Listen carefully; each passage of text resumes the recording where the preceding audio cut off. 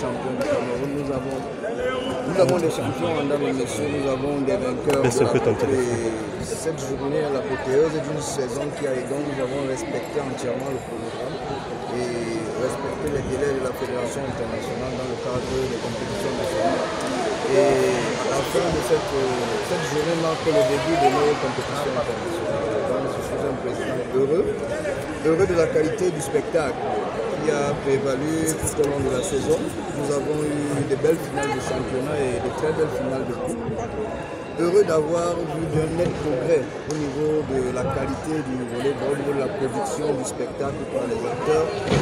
Et heureux surtout de voir une famille de plus en plus unie, de voir tous ces passionnés du volley venir nous encourager, nonobstant quelques embûches, quelques campagnes de l'information. Donc nous avançons et nous sommes fiers du travail effectué, mais nous ne dormons pas sur nos lauriers parce que nous savons que pour retrouver les sommet au niveau international, il faut un très bon niveau, au niveau de nos athlètes. Et pour ça, nous employerons dans les années à venir à performer au niveau du volleyball senior et surtout à développer une nouvelle génération du volleyball en catégorie d'âge qui va respecter un certain nombre de critères qui nous permettra d'atteindre la place.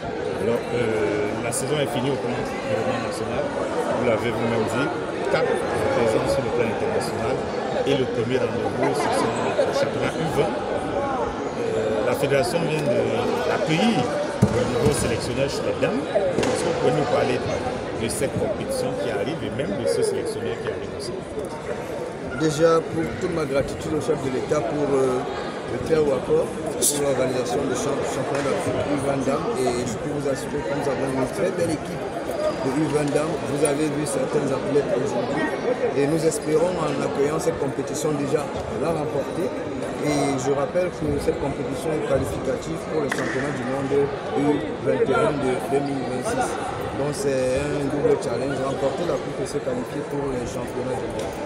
Pour ce qui est du nouvel entraîneur, comme je l'ai dit, à la suite des campagnes africaines de 2023, nous avons fait un bilan, une introspection et nous avons compris, après l'analyse des techniciens, qu'il fallait partir sur un nouveau départ, un nouvel état d'esprit et une nouvelle méthode d'entraînement pour pouvoir déjà pallier à tout ce qui nous a fait défaut et qui nous a empêché de gagner au niveau des seniors, parce que nous avons une très belle génération de joueurs et de joueuses, nonobstant malgré les défections de quelques anciennes qui pouvaient encadrer ces jeunes.